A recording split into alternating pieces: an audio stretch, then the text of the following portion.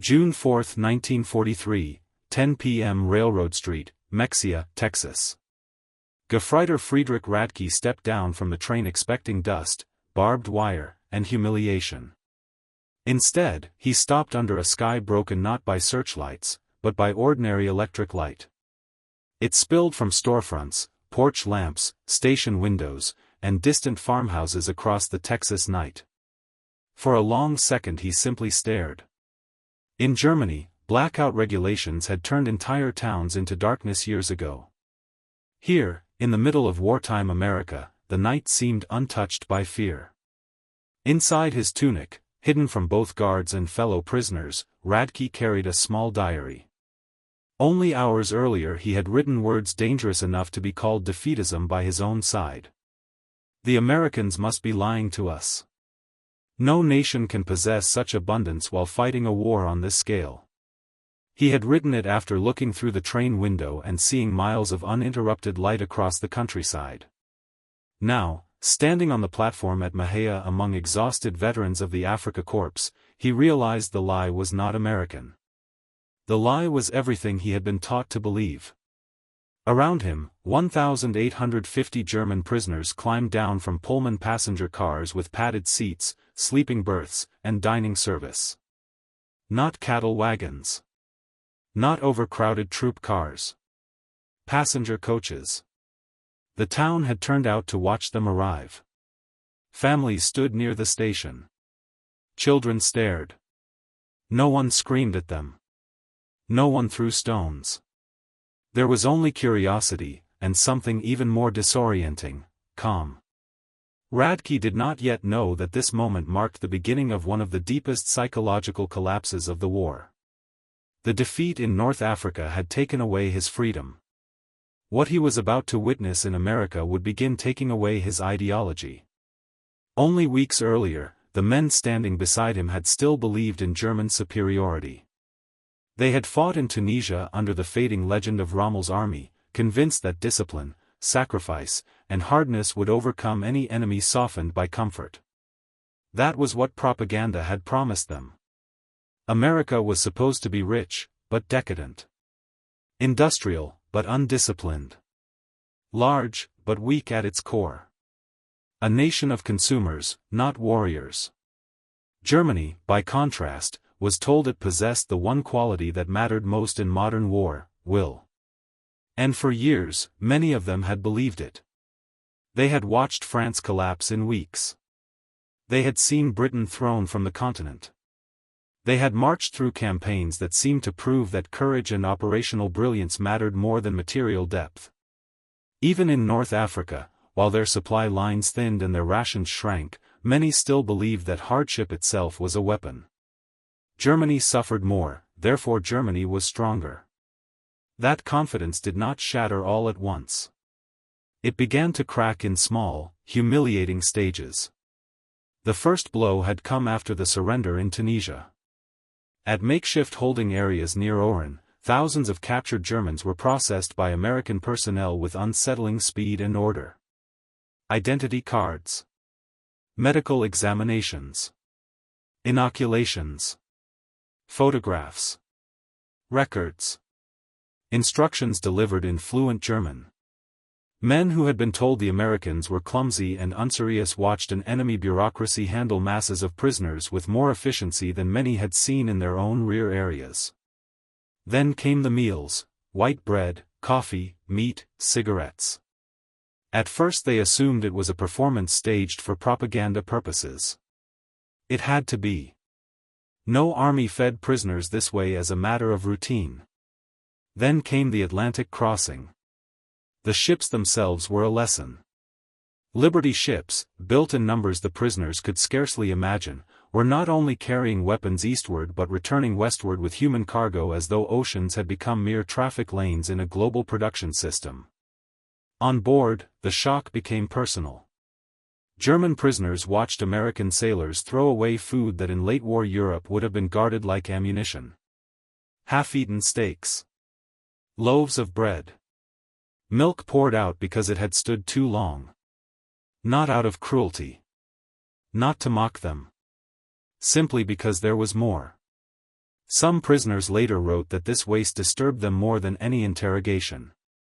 It implied not luxury, but scale. It suggested reserves so vast that loss itself had become almost irrelevant. By the time they reached Norfolk, the illusion was already failing. The naval base stretched across the shoreline like an industrial city built for war alone. Cranes moved constantly. Cargo ships loaded and unloaded in overlapping rhythm. Rail lines fed directly into docks. Trucks moved in columns. Everything was mechanized, electrified, and accelerated. A German laborer from the Ruhr could stand there and understand in a single glance what no speech from Berlin had ever admitted: this enemy was not improvising. It had organized an entire civilization around output. The train journey inland made the damage irreversible. Town after town rolled past the windows in defiance of everything the prisoners had believed. Small communities glowed with electric signs and illuminated houses. Rail yards operated with automated systems that reduced long servicing delays to minutes.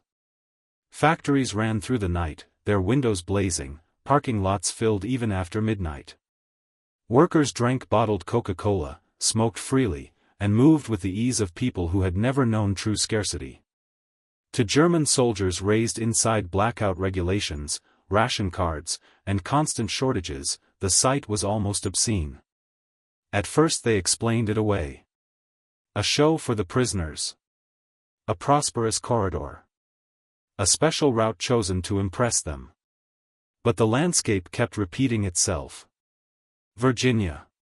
Tennessee. Kentucky. Texas. The same abundance. The same light. The same machinery. The same casual certainty. And then came the numbers behind what they were seeing. Factories that stretched for miles. Aluminum plants consuming power on a scale comparable to major European cities. Synthetic rubber facilities built in little more than a year, already outproducing what Germany had struggled to create with far more urgency. Assembly plants so immense that aircraft appeared to move down the line like household goods. Men who understood industry began to feel something close to dread. This was no longer a question of morale or training or tactical skill.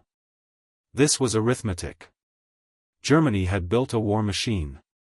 America had built a war-producing machine. That was the difference beginning to dawn on them as the train rolled deeper into the continent. One side measured strength in divisions, shells, and heroic endurance. The other measured it in electrical grids, machine tools, rail tonnage, grain elevators, vehicle parks, and factories that could absorb losses and keep expanding. For soldiers raised in a system that glorified sacrifice, the revelation was devastating. Sacrifice was not enough against an enemy whose material base seemed limitless. By the time Friedrich Radke reached the camp in Texas, he was no longer asking whether the Americans were lying.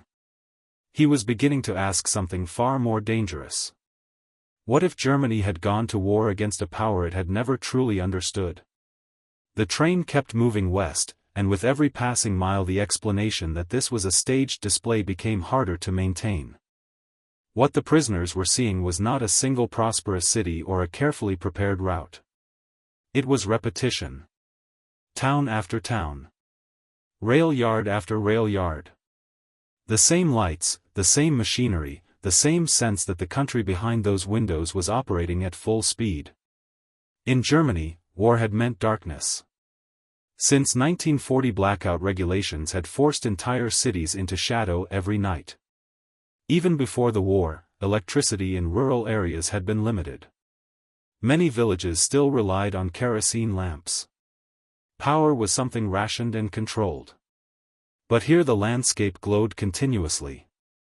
Small towns flashed past the windows: Martinsville, Danville, Greensboro, each one illuminated like a festival. Storefronts were lit. Houses burned light in multiple rooms. Street lamps stretched down quiet roads that disappeared into farmland. Electric signs blinked above diners and gas stations. For the prisoners staring through the glass, it looked impossible. Factories ran through the night, their windows blazing like furnaces. parking lots were full even at midnight. Freight trains rolled past carrying coal, steel, machinery, and grain in quantities that seemed endless. Some of the Germans began quietly doing what soldiers and engineers always do when confronted with something unfamiliar. They started calculating. At one rail stop in Virginia, the train halted to take on water and coal. The prisoners watched as American railway workers serviced the locomotive with astonishing speed.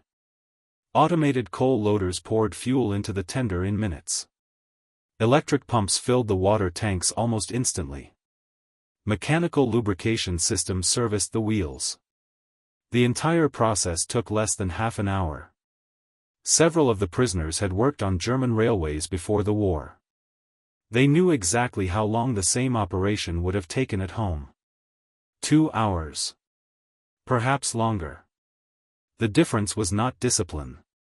German railway workers were disciplined. The difference was machinery, electric systems, automated loaders, and equipment designed to eliminate human labor wherever possible.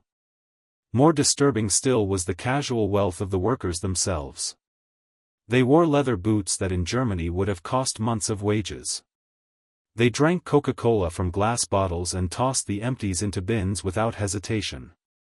Cigarettes burned constantly between their fingers, often stubbed out half-finished. For men who had spent months rationing every gram of tobacco in North Africa, the sight was surreal. One of the prisoners, an electrical engineer from Berlin named Heinrich Müller, watched the rail yard closely. Later he would write in his diary that the electricity consumed by that single station in 1 hour probably exceeded the daily consumption of his entire district back home. What struck him most was not the scale. It was the indifference. Lights burned in empty buildings. Fans spun in rooms where no one was working. Power was not treated as a precious resource. It was treated as something so abundant that no one even thought about it. The train rolled on. As they crossed into Tennessee, the prisoners began to see something even more unsettling than lights and rail yards. Industry. The first giant complex appeared along the Tennessee River, the Alcoa aluminum plant. The facility stretched nearly 3 miles along the water. Rows of electric furnaces glowed behind massive windows, consuming an amount of power that dwarfed entire European cities. The guards casually mentioned the numbers. 175,000 kilowatts. More electricity than Munich. For several of the prisoners, the implications were immediate. Aluminum was the backbone of aircraft production. And this was only one plant. The train continued north, and the industrial landscape grew even larger. Near Louisville, Kentucky, the prisoners watched massive chemical facilities rise from fields that had reportedly been empty only 18 months earlier. 4 enormous synthetic rubber plants. Together they produced roughly 800,000 tons of rubber each year. Germany, despite inventing synthetic rubber technology, had never produced more than a fraction of that amount even at peak wartime effort. One of the prisoners staring out the window was Oberleutnant Erich Hoffmann, a chemist who had once worked for IG Farben before being drafted. As the train passed the towering distillation columns and pipe networks, he immediately understood what he was looking at. Each of those facilities was more advanced than the plants he had known in Germany. And there were 4 of them in one place. The guards casually told the prisoners there were dozens more across the country. By the time the train approached Detroit, many of the men had stopped talking entirely. Because ahead of them stood something that none of them had ever imagined possible. The Willow Run plant. The factory stretched across the landscape like a city made of steel and glass. It had been built in less than a year, and inside it workers assembled B-24 Liberator bombers on a scale no European factory could match. At peak production, 1 bomber rolled off the assembly line every 63 minutes. 42,000 workers moved through a building containing more than 2 million square feet of floor space. The aircraft themselves were assembled from over 1.5 million individual parts produced by more than 1,500 subcontractors scattered across the country. One prisoner, a Luftwaffe pilot shot down in North Africa, pressed his face against the window and counted the bombers visible through the factory openings. 17 aircraft in different stages of assembly. He had been told American planes were poorly built and unreliable. But from the train window he could see something else entirely: precision assembly lines, uniform construction, and a production system designed not for dozens of aircraft, but for thousands. The deeper the train moved into America, the more obvious the truth became. Germany had built excellent machines. America had built a machine that produced machines. And that difference was beginning to terrify the men who were watching it unfold mile after mile outside their prison train. As the train pushed deeper into the American interior, the prisoners began to notice something even more unsettling than the factories themselves. Food. In Germany, by 1943, bread was rationed. Meat was rare. Butter had become a luxury. Even soldiers at the front often survived on thin soups, canned substitutes, and whatever could be captured from local populations. But outside the windows of the prison train, America appeared to be drowning in food. When the train crossed the Mississippi River near St. Louis, the prisoners pressed against the glass. Below them moved long lines of barges loaded with grain.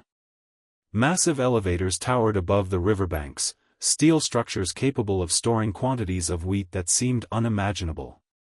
One Bavarian farmer's son named Karl Schmidt watched as cranes poured grain into a barge with mechanical efficiency.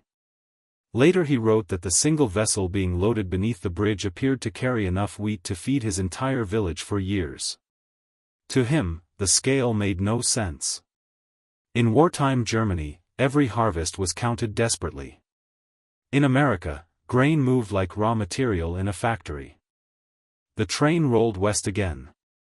Near Kansas City the smell reached them before the buildings came into view. The air carried the heavy scent of livestock and slaughterhouses. Vast stockyards spread across the horizon. Thousands of cattle stood waiting behind wooden barriers, while trains loaded with animals continued arriving from the plains. German soldiers who had spent months in North Africa surviving on limited rations watched American workers eating thick beef sandwiches during their lunch break. One prisoner later wrote in disbelief that the meat in a single sandwich looked larger than the weekly ration issued to his company during the last months of the African campaign. At one stop near the station, an American guard bought several hamburgers from a small stand and handed them out to the prisoners. Bread, meat, cheese, fresh vegetables. It cost him a single dollar bill. The guard treated it as a trivial purchase. For the prisoners holding the warm food in their hands, it felt like something almost unreal. But the greatest shock came when the trains finally reached the camps in Texas. Camp Hearn had been constructed in just a few months. It held several thousand prisoners in rows of wooden barracks surrounded by barbed wire. From a distance it looked like any other military installation. Up close, it looked very different from what the Germans had expected. The buildings had electric lighting. There were flush toilets, hot showers, steam heating for winter. Many prisoners had grown up in German apartments without such comforts. The camp hospital was even more astonishing. German military doctors captured in North Africa walked into a medical facility equipped with X-ray machines, modern surgical equipment, and pharmaceutical supplies that had almost disappeared from Germany years earlier. One of the most shocking discoveries was a medicine that German doctors had barely heard rumors about. Penicillin. American medical staff used it freely, even on prisoners suffering from relatively minor infections. For German physicians who had spent the last years watching soldiers die for lack of basic drugs, the experience was deeply unsettling. The kitchen provided another lesson in American abundance. Huge electric mixers prepared dough for thousands of meals.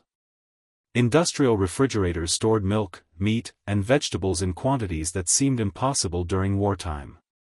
Gas ranges large enough to feed entire battalions operated continuously. Prisoners assigned to kitchen duty quickly noticed something else.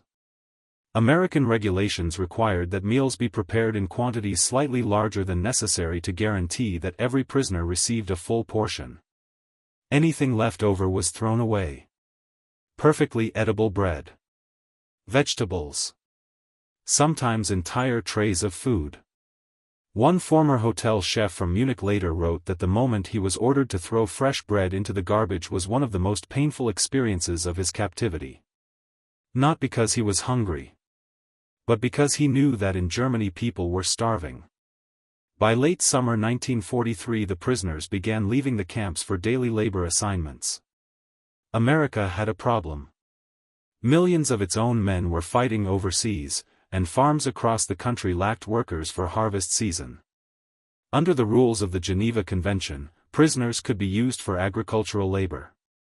Every morning trucks carried groups of German prisoners into the surrounding countryside.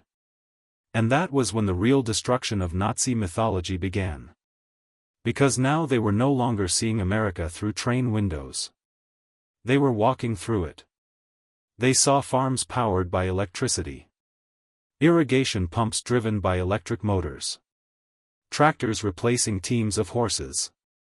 Mechanical cotton gins processing crops faster than entire villages could manage by hand. The farmers who owned this machinery were not aristocrats. They were ordinary citizens. They owned trucks, cars, radios, refrigerators. Some had tractors worth more money than a German farmer could earn in a lifetime. The prisoners worked beside them in fields that stretched to the horizon, vast rectangles of wheat, corn, and cotton that dwarfed the patchwork fields of Europe. In Nebraska, prisoners watched combine harvesters move across grain fields like ships across an ocean of gold. One machine did the work of 100 men. And there were dozens of them. For the soldiers who had grown up in a Germany still heavily dependent on manual agricultural labor, the conclusion became impossible to avoid. This country did not simply possess more resources. It possessed a system that multiplied resources. And every day the prisoners spent working in that system pushed them further away from the beliefs they had once carried into the war. As the months passed, the prisoners began encountering something even more dangerous to Nazi ideology than factories or farms. American society itself. When the harvest season intensified in late 1943, prisoner work details expanded across dozens of states. German soldiers found themselves traveling daily through towns and rural communities with very little supervision. There were guards, of course, but they did not hide the country from the prisoners. The men could see everything. They saw grocery stores filled with food. Hardware shops stocked with tools. Pharmacies with shelves full of medicine. Even during wartime, the shelves were not empty. For men who had grown up under rationing and shortages, the experience was deeply unsettling. They had expected to see a country strained by war. Instead, they saw a country that appeared to be expanding during war. In Texas, prisoners assigned to cotton processing plants watched mechanical gins operate with astonishing speed. A single machine could process more cotton in 1 hour than entire villages could handle by hand in Europe.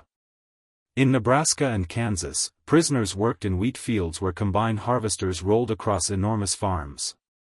Each machine harvested more grain in a day than hundreds of men using traditional tools. The scale was difficult to grasp. German farms were small and fragmented. Fields were divided by villages, hedges, and property lines stretching back centuries. American farms seemed endless. Fields ran to the horizon. Roads cut through them in straight lines. Grain elevators rose above small towns like steel fortresses, storing harvests large enough to feed entire regions. For prisoners who had grown up believing Germany represented the pinnacle of modern organization, this was a disturbing revelation. Because the American system looked effortless. Farmers operated machinery that replaced dozens of laborers.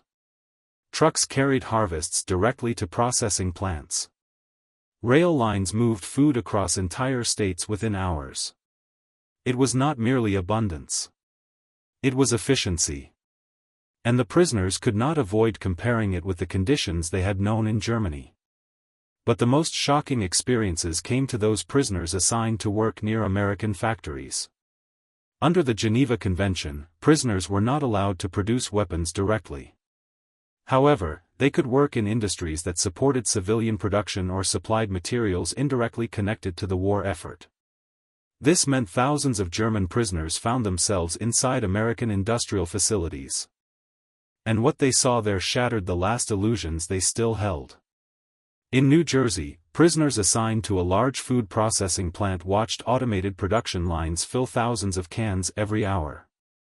Conveyor belts carried vegetables through washing machines, steam cookers, and packaging stations with almost no human labor required. One elderly woman monitored an entire section of the machinery alone.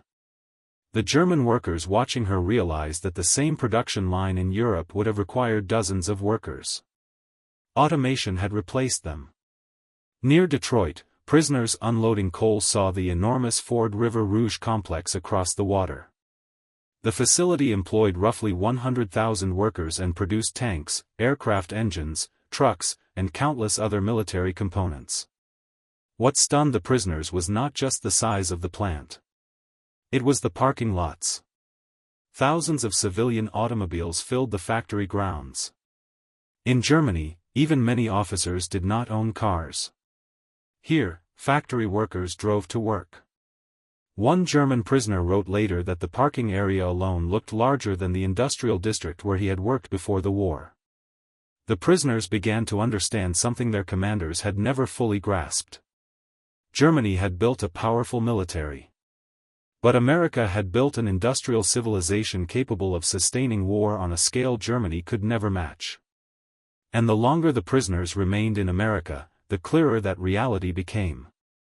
By the winter of 1943, American intelligence officers monitoring the prison camps began noticing a change in prisoner attitudes. The most dedicated Nazi supporters were becoming quieter. Arguments about German victory became rare. Many prisoners began requesting access to American newspapers, books, and educational courses. The change was so noticeable that the U.S. Army created special educational programs inside the camps. Prisoners studied English. They attended lectures about American history and government. They discussed economics, agriculture, and engineering. Some prisoners began writing essays about how Germany might rebuild after the war. For American officers observing this transformation, the explanation seemed simple. The prisoners had not been convinced by propaganda. They had been convinced by evidence. Every electric light they had seen. Every factory they had passed. Every meal they had eaten. Each experience contradicted the worldview they had carried into captivity. The ideology that had once seemed unshakable was dissolving, not through argument, but through reality. And the process was only beginning. By the end of 1943, something unusual was happening inside many of the prison camps. The change did not come from American speeches or threats. It came from quiet observation. Every day the prisoners returned from farms, factories, and rail yards with new stories. One had seen a grain elevator holding more wheat than his entire district produced in a year. Another had watched a single factory line assemble hundreds of engines in a shift. Others described farmers whose machines could harvest entire fields in hours. These stories spread through the barracks at night. At first the most committed Nazis dismissed them. They claimed the Americans were exaggerating. Some insisted that prisoners were only seeing special facilities built for propaganda purposes. But the stories kept coming.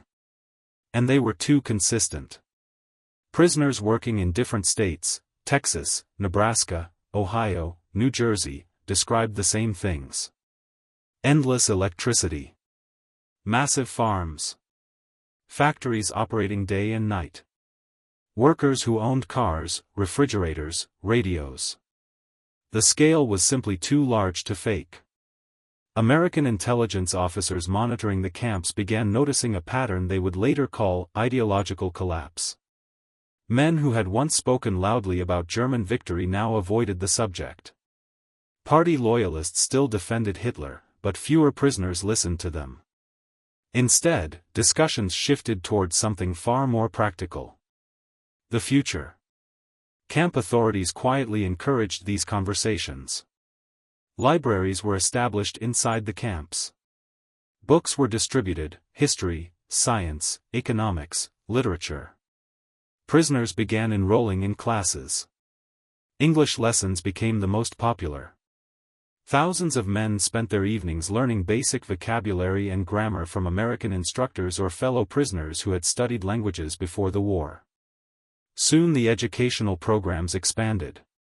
Courses in agriculture, mechanical engineering, business management, even political science. American universities participated indirectly. Professors sent reading materials and correspondence courses. Some prisoners completed entire educational programs while still behind barbed wire.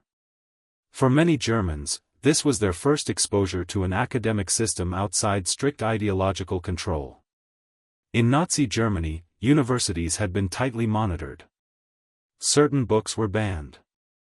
Certain ideas were dangerous. In the prison camps, the libraries contained works that had been forbidden for years. Some prisoners read them out of curiosity. Others read them with growing unease. They began to understand how much information had been hidden from them. One prisoner, a former engineering student, later wrote that the camp library shocked him more than the factories had. It contained scientific journals and technical manuals years ahead of what German universities had been publishing during the war. For the first time, many prisoners realized that Germany had not only been outproduced. It had been intellectually isolated. The transformation accelerated after September 1943. That month, Italy surrendered to the Allies. Italian prisoners held in American camps were given a choice. If they agreed to cooperate with the Allied war effort, they could join special labor units with greater freedom of movement and improved living conditions. Many accepted. German prisoners watched their former allies working alongside American soldiers, traveling more freely, receiving pay, and sometimes interacting with local civilians. To men raised on Nazi ideas of loyalty and racial hierarchy, the scene was deeply confusing. Italy had betrayed Germany. Yet the Americans treated the Italians generously.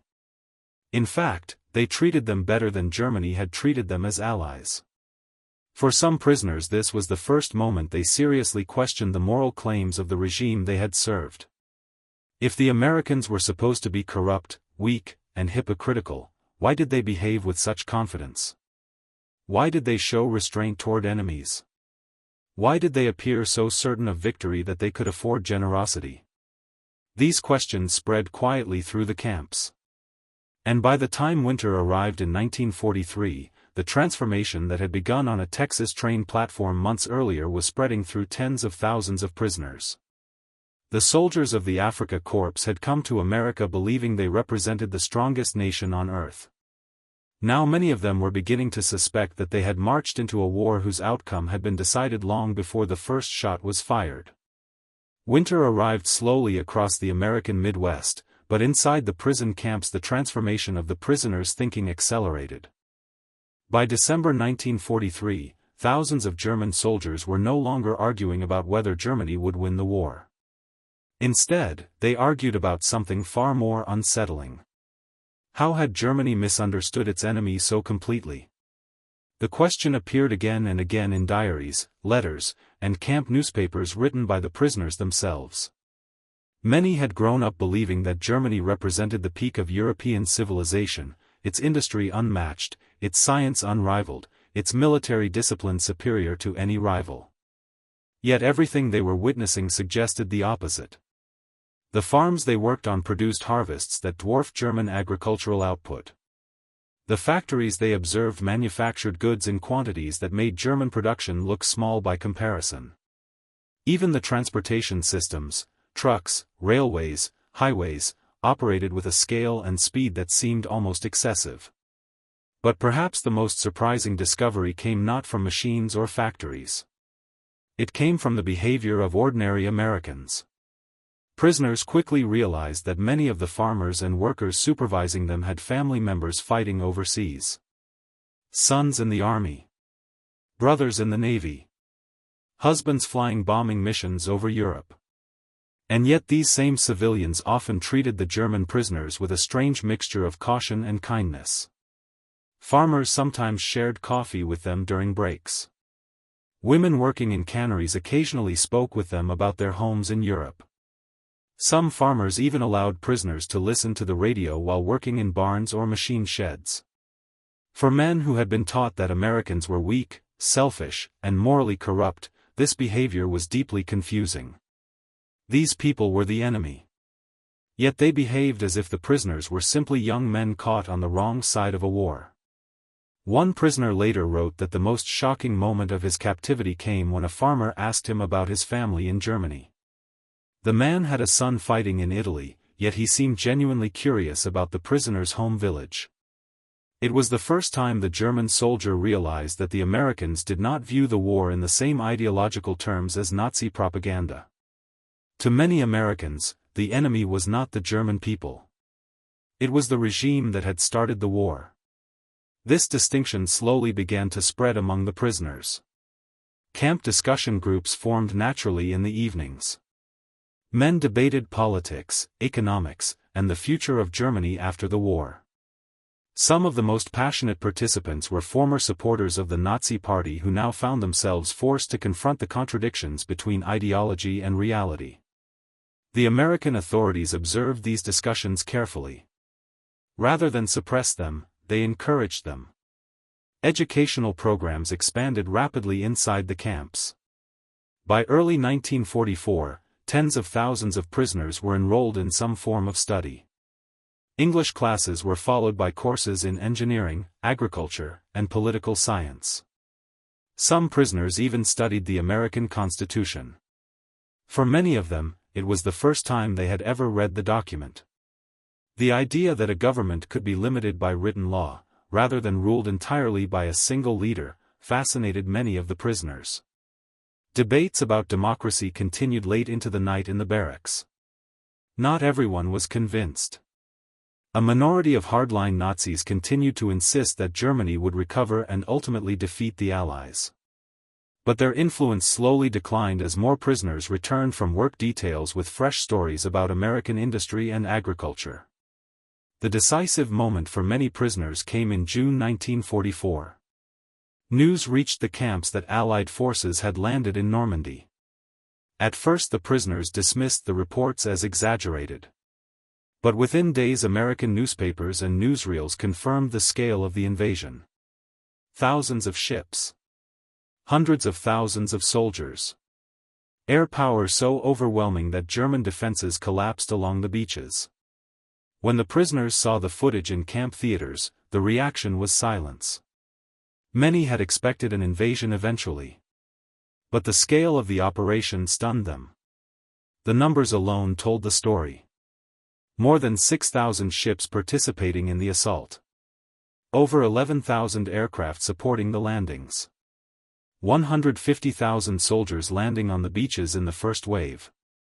And behind them, a supply system capable of delivering tens of thousands of tons of equipment every day across open beaches. For soldiers who had already witnessed American industrial power firsthand, the conclusion became unavoidable. Germany was not simply losing the war. Germany had challenged an opponent whose resources operated on an entirely different scale. One prisoner later summarized the realization in a sentence that appeared in several post-war memoirs. Germany had tried to fight a war of endurance. America was fighting a war of production. And in a war of production, the outcome had been decided long before the soldiers of the Afrika Korps stepped onto that train in Texas. The summer of 1944 brought a final series of revelations that many prisoners later described as the breaking point. As Allied armies advanced across France, American industrial production reached levels that seemed almost impossible to the men watching from inside the camps. Newspapers circulated freely among prisoners. They reported figures that sounded like exaggerations, yet the prisoners had already seen enough to know they were probably true. American factories were producing aircraft by the tens of thousands.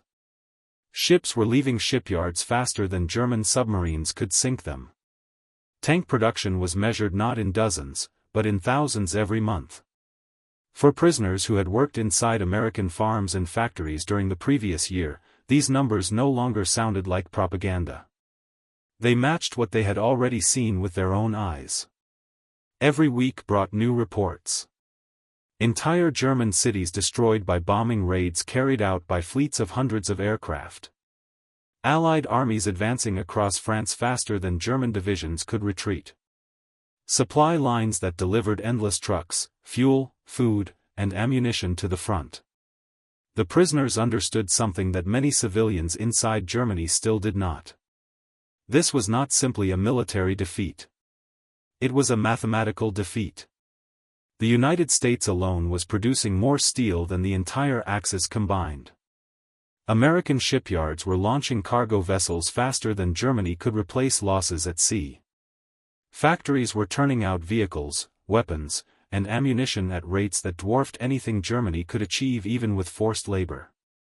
And all of this production was happening while American civilians continued to live at a level of comfort that would have been considered luxury in wartime Europe.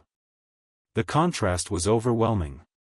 Inside Germany, by late 1944, bombing raids had shattered much of the country's industrial infrastructure. Transportation networks were collapsing. Fuel shortages grounded aircraft and immobilized armored units. Inside American prison camps, German soldiers ate 3 full meals a day. Many prisoners later wrote that this contrast forced them to reconsider everything they had believed about power and strength. Nazi ideology had promised that discipline, unity, and sacrifice would allow Germany to defeat larger enemies. It had insisted that democratic societies were weak and divided. But what the prisoners had seen in America suggested the opposite. Democracy had not weakened American society. It had strengthened it. Factories operated continuously because workers were well paid and motivated. Farms produced enormous harvests because farmers owned their land and machinery. Scientific research advanced rapidly because universities were free to pursue knowledge without ideological restriction. Even the diversity that Nazi ideology had condemned appeared to strengthen American industry. Women worked in factories. African American workers operated complex machinery. Immigrants from dozens of countries filled industrial jobs. Instead of weakening the country, this mixture seemed to multiply its productive power. By early 1945, the transformation of prisoner attitudes was unmistakable. Camp authorities recorded thousands of prisoners voluntarily enrolling in political discussion groups and educational courses. Many openly admitted that the war had been built on false assumptions about the outside world. Some prisoners even began discussing how Germany might rebuild itself after the war using lessons they had learned in America. The idea seemed almost unthinkable just 2 years earlier. Yet now it was becoming common. When American forces began liberating concentration camps in Germany during the spring of 1945, the news reached the prison camps quickly. Photographs and film footage were shown to the prisoners. At first many refused to believe what they were seeing. Some insisted the images were Allied propaganda. But letters from home soon confirmed the truth. For many prisoners this was the final psychological blow. Military defeat could be explained. Strategic mistakes could be forgiven. But the evidence from the camps revealed something far worse. The regime they had fought for had not simply lost the war. It had committed crimes on a scale that destroyed any remaining claim to moral legitimacy. Men who had once believed they were fighting for the honor of their country now faced the realization that they had been serving a criminal system. The shock was profound. One prisoner later wrote that the revelation felt like the ground disappearing beneath his feet. Everything he had believed about Germany's mission, its enemies, and its place in the world suddenly collapsed. In May 1945 the war in Europe ended. For the prisoners in America, the final months of captivity were spent preparing for return to a country that no longer resembled the Germany they had left behind. Cities lay in ruins. Industry had been shattered. Millions were homeless. Yet the men who returned from American prison camps carried something unusual with them. Experience. They had seen an industrial economy operating at full capacity. They had watched democratic institutions function during wartime. They had worked inside agricultural and industrial systems that produced abundance on a scale unimaginable in pre-war Europe. Many would later use those lessons. In the decades after the war, former prisoners helped rebuild German industry, agriculture, and government institutions. Some entered politics. Others became engineers, teachers, and business leaders. They had arrived in America as soldiers of the Third Reich. They returned to Germany with a completely different understanding of power. Not power built on conquest, but power built on production. Not power enforced through fear, but power created through cooperation. For many historians, the transformation of these prisoners represents one of the most unusual outcomes of the Second World War. An army that arrived in captivity as ideological enemies gradually became students of the society that had defeated them. And in that transformation lay an unexpected foundation for the alliance that would eventually emerge between Germany and the United States in the decades that followed. The soldiers who stepped off that train in Mexia, Texas in 1943 believed they were witnessing the decadence of a weak nation. Instead, they were witnessing the future of the world they would eventually help rebuild. By the spring of 1945, the war that had begun with such certainty for Germany was ending in complete collapse. Inside the American prison camps, the prisoners followed the final months of the conflict through newspapers, radio broadcasts, and newsreels. Cities they once knew, Hamburg, Cologne, Berlin, were described as ruins. German armies were retreating on every front. Millions of civilians were fleeing westward ahead of the Soviet advance. For the men who had arrived in America 2 years earlier, the realization was now complete. Germany had not simply been defeated. Germany had misjudged the nature of modern war. The prisoners had witnessed that lesson every day of their captivity. They had seen farms capable of feeding entire nations. Factories operating around the clock. Universities producing engineers, scientists, and managers in numbers Germany could never match. Railways, highways, and ports moving supplies with mechanical precision across an entire continent. What they had seen was not just wealth. It was a system. A system in which industry, agriculture, education, and democracy reinforced one another. A system that turned economic strength into military power with terrifying efficiency. And by 1945 that system had reached its full wartime scale. American factories produced nearly half of the world's industrial output. Shipyards launched cargo vessels faster than submarines could sink them. Aircraft rolled off assembly lines every few minutes. Tanks, trucks, artillery, and ammunition flowed continuously toward the front. Germany, by contrast, had tried to fight the same war with far fewer resources, fragmented supply lines, and an economy strained to the breaking point. The difference had never been close. The numbers that emerged after the war made this clear. More than 371,000 German prisoners of war had been held inside the United States.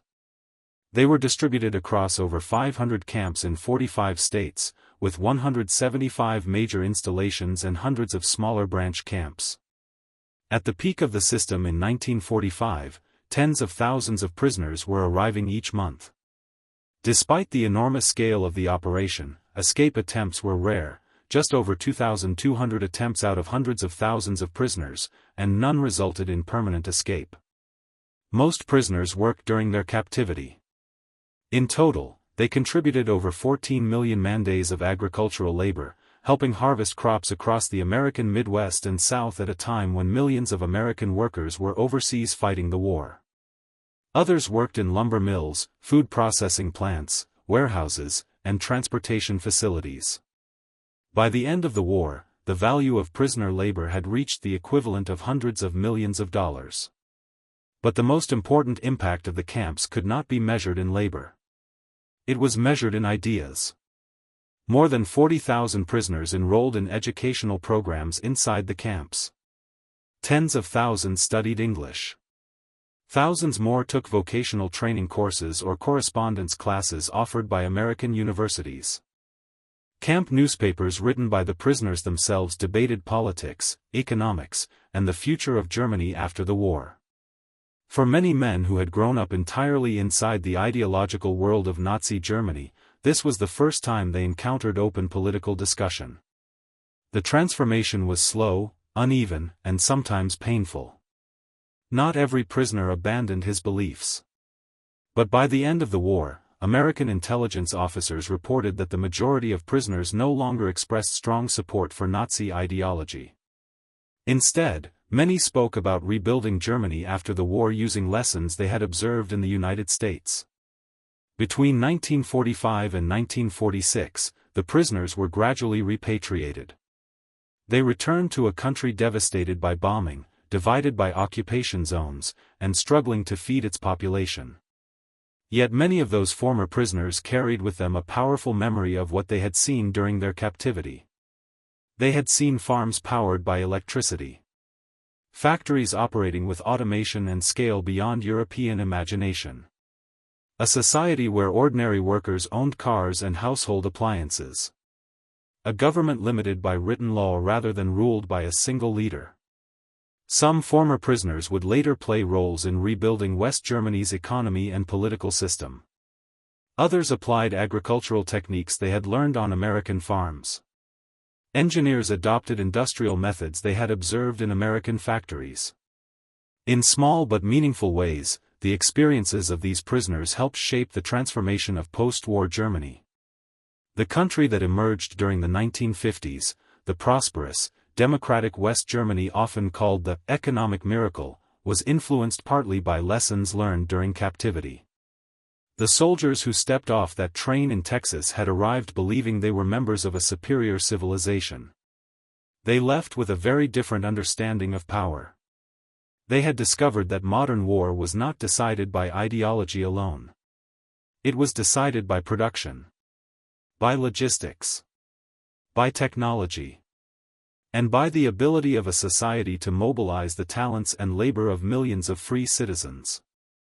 In the end, the most powerful weapon the United States possessed was not a tank, or a bomber, or a battleship.